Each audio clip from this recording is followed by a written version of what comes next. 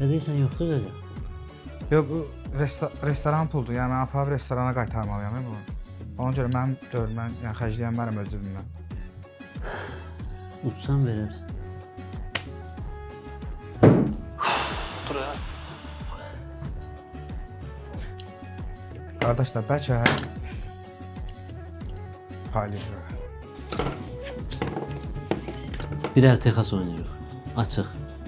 Tutsan, hamısını aparsın. Tutsan, əli boş yiyəsin. Qardaşım, vallahi mən bilmirəm, başım çıxmır. Narahat olma, mən bilirəm.